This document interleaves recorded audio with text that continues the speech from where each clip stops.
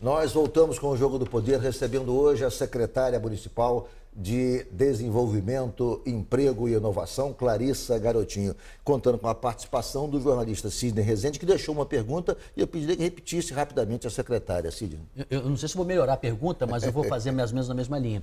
O prefeito Crivella disse que recebeu uma herança maldita de Eduardo Paes. E eu pergunto para a senhora, qual foi a bomba relógio que a senhora considera que tenha sido a pior coisa deixada pela gestão anterior? A bomba relógio foram as contratações, né, os financiamentos que o governo anterior fez para a realização de uma série de obras para começar a pagar no governo seguinte.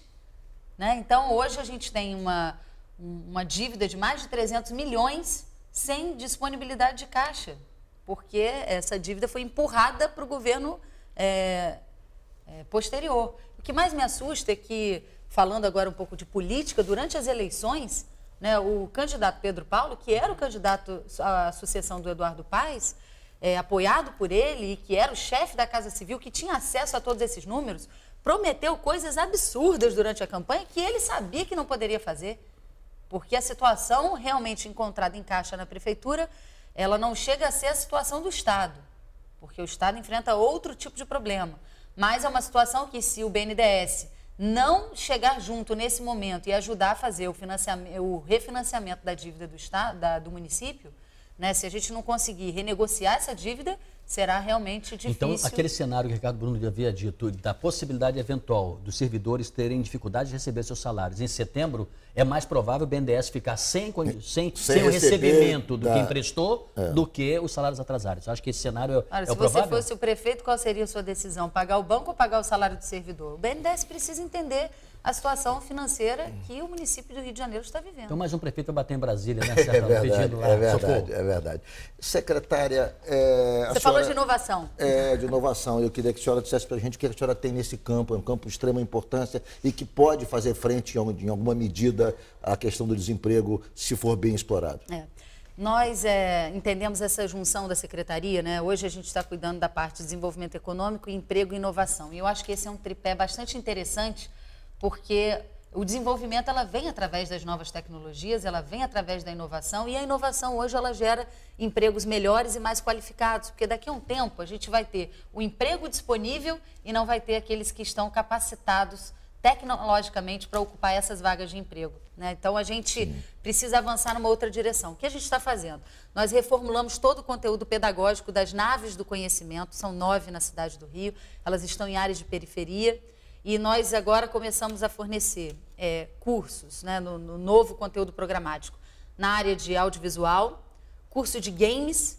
É uma coisa interessante. Eu entrava na nave do conhecimento e as crianças, os adolescentes só faziam 3 coisas naquele computador. Eu entrava no YouTube, no Facebook e jogavam joguinhos de videogame. E quando eu cheguei lá, tinha uma oficina de origami. E o garoto falou, olha, isso aqui é muito chato. Eu gosto de criar meu próprio jogo. E aí eu fui ver esse mercado, essa indústria dos games no mundo, ele movimenta hoje mais do que a indústria da música e mais do que a indústria no cinema.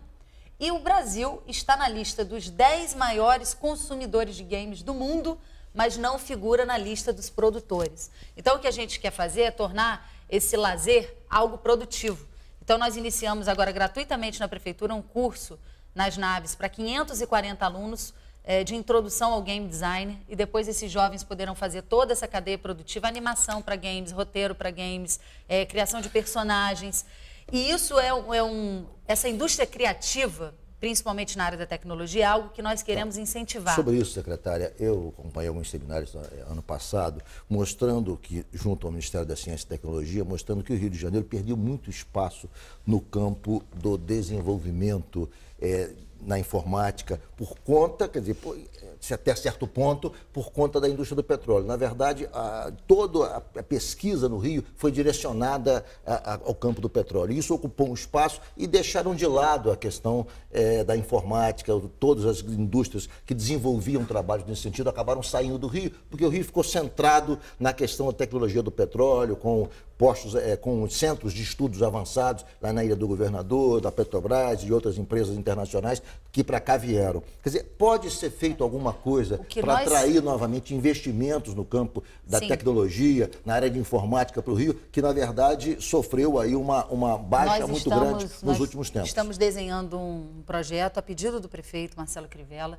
para o Porto do Rio de Janeiro. Sabe o que aconteceu com o Porto? O Porto recebeu investimentos enormes. Tem ali o Museu da Manhã, está ali o Aquário, o VLT, aquelas torres enormes. Falando nisso, hoje saiu uma matéria do Estado de São Paulo mostrando que os 111 milhões aplicados no Museu do Amanhã eram originalmente destinados a investimentos na favela do Pinto. Na verdade, foram deixados de fazer investimentos a gente tem tanta da coisa favela do Pinto para a construção do museu. Para fazer daqui para frente, que eu acho que se a gente ficar só debatendo o passado, a gente não avança. Mas a ideia é transformar o Porto do Rio de Janeiro num grande parque tecnológico de criatividade, de inovação. Mas com que dinheiro e quando? Se a realidade é que a senhora desenhou há pouco. A ideia é fazer um desenho semelhante ao Porto Digital de Recife. Nós estamos estudando outras iniciativas também, como o Sapiens Park no Sul, outras iniciativas que acontecem pelo mundo. O que nós precisamos é adensar o Porto do Rio de Janeiro. Todos esses investimentos que foram feitos na área não foram suficientes para gerar movimento naquela região.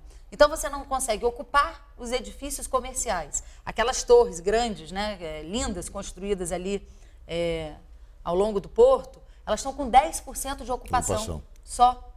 Eles começaram ali cobrando o preço do metro quadrado do Leblon, já caiu para Botafogo e a tendência é cair mais.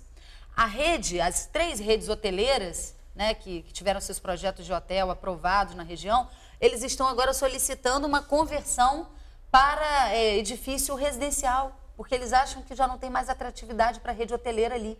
Então, nós não podemos permitir que todos aqueles investimentos que foram feitos no Porto se percam. E para ocupar, nós queremos montar ali aceleradoras e incubadoras de startups com espaços de coworking, espaço maker, espaço para inovação. Nós queremos que seja uma área, exclusivamente aquela região, uma área incentivada para o setor de tecnologia, energias renováveis e indústria criativa. Quando você fala o que é uma área incentivada? Com incentivo fiscal, sim. Porque o incentivo fiscal é para trazer o que precisa trazer para a cidade do Rio de Janeiro e para impedir que as empresas saiam daqui. Seria o mesmo modelo que o governo do estado adotou ou muda-se alguma coisa? Não, o modelo é o seguinte, a gente está fazendo um desenho, já tem hoje desenhado uma área de 150 hectares, podendo depois ser ampliada a 250 hectares. Já tem ali todo o levantamento que nós fizemos da fibra ótica da região, inventário de fibra ótica, que isso é fundamental para os novos investidores. Tem muita gente querendo investir nessa área de inovação. O que nós queremos é fazer o seguinte, olha, vem para o Rio, porque aqui você vai ter um incentivo. Porque essa área de tecnologia, ela já tem incentivos em São Paulo, ela já tem incentivos em outras cidades, em outras capitais, e nós estamos perdendo essas empresas para outras cidades. O que nós queremos é estancar. Nós vamos lançar esse projeto esse ano ainda. Toda a parte de tecnologia do Rio ficou centrada na questão do petróleo. Mas, secretário, se a gente não consegue ocupar com empresa aquela região, você não consegue levar uma rede de varejo, você não consegue levar uma rede de restaurantes. Sim. Então, você precisa adensar a região e adensar de maneira produtiva. E eu tenho certeza que essa iniciativa vai dar certo, porque muita gente com quem a gente tem conversado, inclusive com o Parque Tecnológico da UFRJ, que quer expandir suas atividades. Eles têm um planejamento, inclusive, de fazer uma extensão desse parque tecnológico pela Bahia, né? Se você for na Ilha do Fundão, pela Baía de Guanabara, você tem um ponto de proximidade com um porto muito interessante. Então, eles querem fazer isso, né? E eu acho que isso é fundamental para desenvolver. Mas no próximo bloco eu quero falar sobre um projeto que tem o seu DNA, tem a sua cara. Restaurante Popular. Foi criado pelo seu pai, criado pela sua mãe, desenvolvido pela sua mãe, e que parece que vai ser retomado agora através da sua secretaria no governo do prefeito Crivella. Vamos ao rápido intervalo e voltamos já já.